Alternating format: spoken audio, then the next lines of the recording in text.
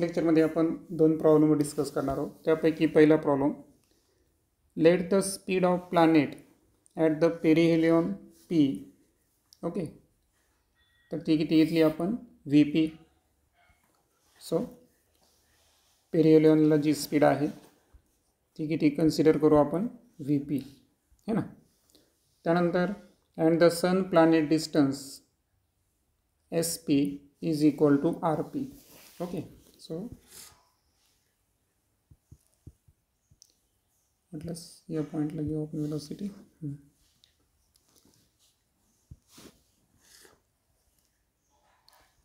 तसं आपल्याला मोशन दिलेलं नाही, ठीक आहे.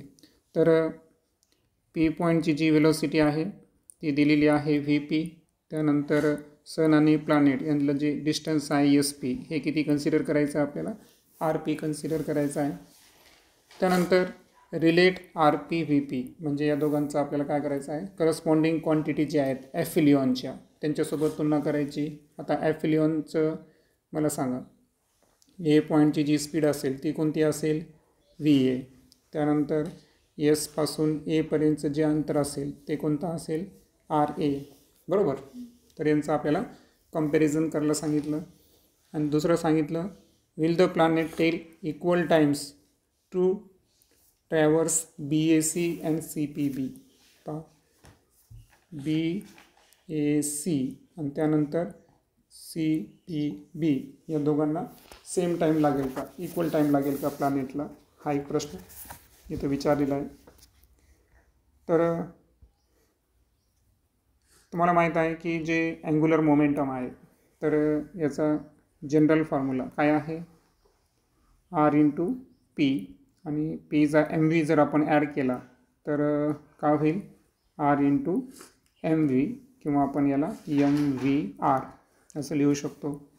आता आपल्या 2 पॉईंटचा काय करावं लागेल, मोमेंटम घ्यावं लागेल ॲफिलियन आणि पेरिहेलियन.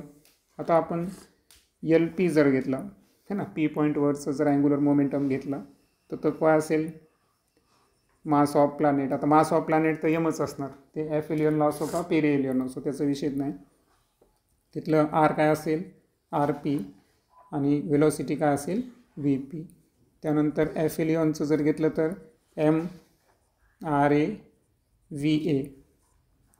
आता हे जे 2 इक्वेशन्स आहेत तर तुम्हाला माहिती आहे की लॉ ऑफ अँग्युलर मोमेंटम काय सांगतो की टोटल अँग्युलर मोमेंटम कन्झर्वेशन जर लागू केला तर L1 L2च्या इक्वल म्हणजे LP इज इक्वल टू काय आहे LA according to law of conservation of momentum. आणि यानुसार MRP VP is equal to काय येईल MRA VA. MA get cancel केलं तर RP VP is equal to RA VA. आणि यावरून जर रेशो काढला आपण VP अपॉन VA तर हा RP जो मल्टिप्लिकेशन आहे तो कुठं जाईल अपोजिट साईडला. सो RA अपॉन RP हे रेशो आपण ऑब्टेन करू. आता प्रश्न राहिला सेकंडचा की इक्वल टाईम घेईल का. तर एक लक्षात ठेवायचं आहे की रेडियस वेक्टर जर पाहिला आपण तर पेरिहेलियन जवळ मिनिमम आहे RP आहे, बरोबर आहे का. आणि RA जो आहे तर हा थोडासा कसा आहे लार्जर आहे, बरोबर ना. सो केपलर सेकंड लॉ जर पाहिला आपण तर equal areas are swept in equal times, बरोबर. आणि फिगरमध्ये जर आपण पाहिलं तर पहा SBPC आणि SBAC या दोघांमध्ये डिफरन्स आहे. दॅट्स वाय जो BAC आहे तर याला जो ड्युरेशन लागणार आहे तो कसा लागणार आहे लॉंगर लागणार आहे. कारण सिगमेंट बघा ना SBAC बरोबर आहे का लॉंगर व्हायला. दॅट्स वाय BAC जो आहे हा लॉंगर ड्युरेशन घेईल कोणापेक्षा CPB पेक्षा. सेकंड प्रॉब्लेममध्ये जर पाहिलं आपण तर 3 इक्वल मासेस दिलेले आहे, प्रत्येकाचं मास किती आहे M. Are fixed at the vertices of an equilateral triangle ABC. पहा ट्रायंगल कसा आहे इक्विलॅटर. A पॉईंट पहा तुम्ही, त्यानंतर B आणि C तिन्ही पॉईंटला इक्वल मास सिच्युएटेड आहे, प्रत्येकाचं मास किती आहे m. What is the force acting on mass 2m. मग आता जी सेंट्रॉइड आहे इथं मास दिलेला आहे 2m, त्याच्यावरचा फोर्स आपल्याला कॅल्क्युलेट करायचा आहे. ओके.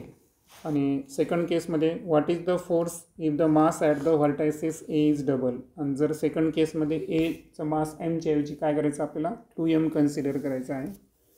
त्यानंतर जे इक्विलॅटरल ट्रायंगल आहे तर त्याच्यामध्ये हे जे डिस्टन्स आहे प्रत्येक व्हर्टायसेसचं सेंट्रॉइडपासून, हे डिस्टन्स किती दिलं आहे 1 मीटर. म्हणजे हे डिस्टन्स 1 मीटर, हे 1 मीटर आणि हे सुद्धा किती आहे 1 मीटर आहे.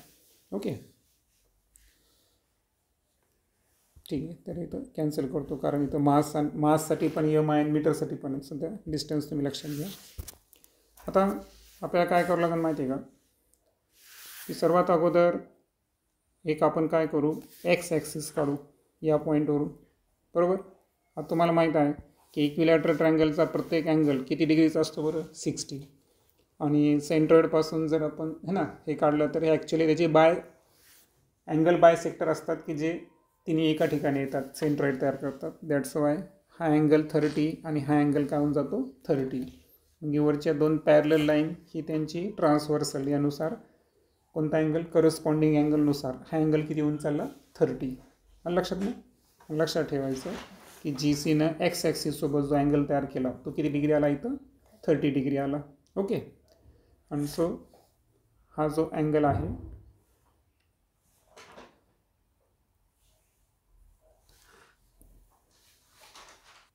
आणि याला आपण जर निगेटिव्ह ॲक्सिसला पण जर एक्सटेंड केलं समजा मी, तर सेम पद्धतीनं हा सुद्धा किती येतो बरं 30 येतो. सेम रियम आहे नाही, कारण हा अँगल आणि हे अँगल काय होता करस्पॉन्डिंग अँगल होता. ठीक आहे. आता सर्वात अगोदर आपल्याला काय करायचं आहे की जीवर ॲक्ट होणारे तिन्ही फोर्सेस काढायचे आहेत है ना, कारण पहिला प्रश्न तोच आहे ना आपल्याला. सो आता पहिल्या केसनुसार जर आपण gravitational force acting on G due to A, बरोबर आहे, हे जर काढायचं असेल तर जी इंटू m1 m2 है ना. आता जीचं मास किती आहे 2m आणि हे किती आहे m. सो दोघांचं प्रोडक्ट जर केलं आपण, सो 2m आणि mचा आपण स्क्वेअर केला तर काय होईल इथं बरं, इथं घेऊ का सुरुवातीला 2m स्क्वेअर. लक्षात ना, कारण जी m into 2m into m 2m square, तर 2 अलीकडे घेतले स्क्वेअर नंतर घेतला. बरोबर आहे का. डिस्टन्स किती आहे 1, ते घ्यायची गरज आहे का नाही. मग डायरेक्ट काय करतो तुम्ही व्हॅल्यूज घेतो डायरेक्ट. किती येईल 2gm स्क्वेअर. बरोबर. आणि आता मात्र इथं डायरेक्शन खूप मॅटर करते.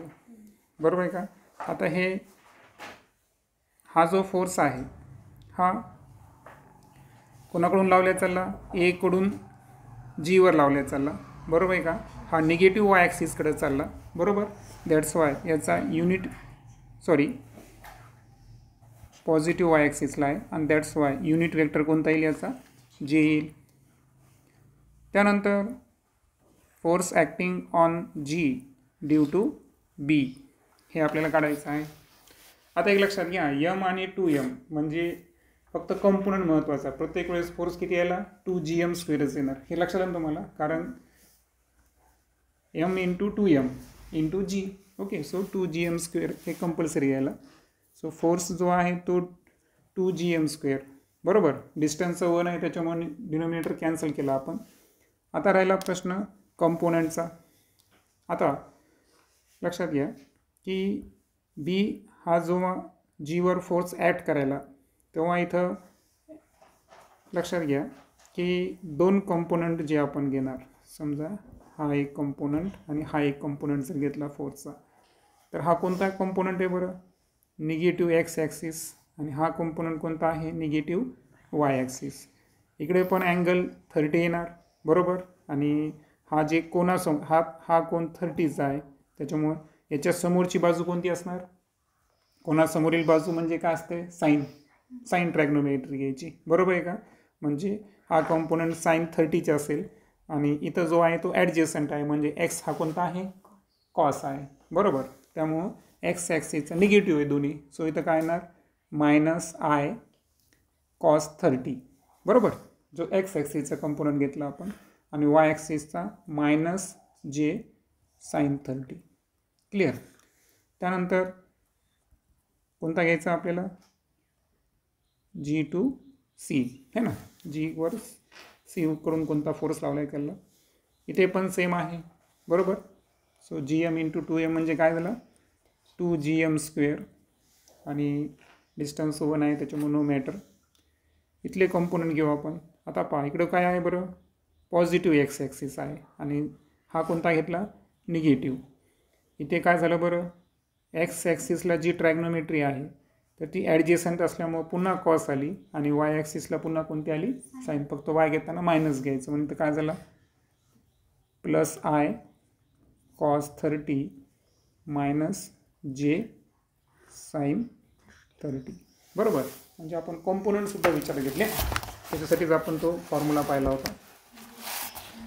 आता प्रिन्सिपल ऑफ सुपरपोजिशन आणि लॉ ऑफ वेक्टर ॲडिशन, तर या दोन्हींचा विचार जर केला आपण, तर रिझल्टंट ग्रॅव्हिटेशनल फोर्स जर काढायचा असेल आपल्याला, तर तिन्ही याची काय करणार आपण, addition, GA plus force GB plus force GC बरोबर.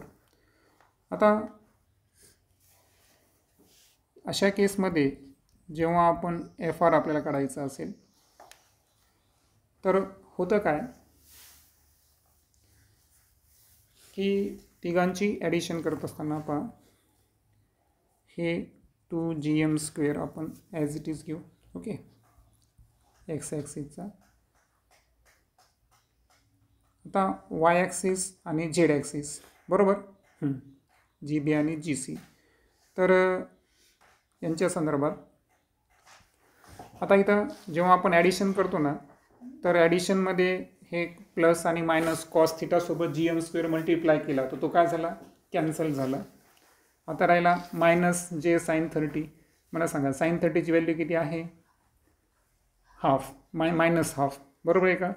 मग इथली जी व्हॅल्यू आहे ही इफेक्टिव्ह व्हॅल्यू किती आली बरं, minus half into 2GM² is equal to किती येईल, मायनस GM², करेक्ट.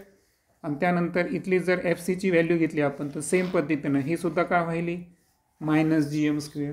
सो दोघांची ॲडिशन आहे ना साईन 30नुसार, दोघांची ॲडिशन करा तर काय व्हायलं, मायनस 2GM². मग आता एक प्लस आणि एक मायनस आहे, म्हणजे याचा अर्थ इथं FR किती आला, 0. म्हणून रिझल्टंट फोर्स जो आहे तो किती आला आपल्याकडे, 0 आला. आता सेकंड केसमध्ये जे व्हर्टायसेस आहे ए, याचं मास M न घेता आपल्याला काय घ्यायचं आहे बरं, 2M घ्यायचं आहे बरोबर आहे का. आणि अशा केसमध्ये आपल्याला पुन्हा एकदा काय करायचं आहे, रिझल्टंट फोर्स काढायचा आहे Gवरचा. आता मला सांगा, ए बदलला म्हणजे व्हॅल्यू कोणाची बदलणार, फक्त GAचीच बदलणार. GB आणि GCच्या व्हॅल्यू बदलायचा काय विषय आहे का, नाही, कारण फक्त एचा मास डबल झालेला आहे. म्हणून आता FB आणि हे दोघांची व्हॅल्यू आपण सेम घेणार, फक्त बदलणार कोणाची व्हॅल्यू सांगा, बदलणार GAची व्हॅल्यू, कारण 2 झाल्यामुळं. मग आता पहिला ग्रॅव्हिटेशनल फोर्स M1 सुद्धा 2M, M2 सुद्धा 2M, डिस्टन्स आहे 1 बरोबर आहे ना. तर 1चा स्क्वेअर 1 घेतला आपण, इज इक्वल टू किती येईल, हे 4GM² है ना. आणि अलॉंग द वाय ॲक्सिस असल्यामुळे काय झालं, ते J आलं. मग आता मला सांगा, इथं जर रिझल्टंट फोर्स काढायचा असेल तर फार सोपं आहे ना. इथं काय केलं होतं बरं आपण, हे जे इक्वेशन आहे म्हटल्यास मी करतो, फक्त इथं 2च्या ऐवजी काय घ्यायचं आपल्याला, 4 प्लेस करायचं. बाकी BC हे सेकंड आणि थर्डचं ॲडिशन तर आपण काढलंच ना, दॅट्स वाय इथं लिहिताना आपण काय लिहिणार, 4GM² J minus 2GM² J. So answer किती येईल, 2GM² आणि unit vector along the Y axis. Okay, next लेक्चरमध्ये आपण ग्रॅव्हिटेशनल कॉन्स्टंट या संदर्भात डिस्कस करू.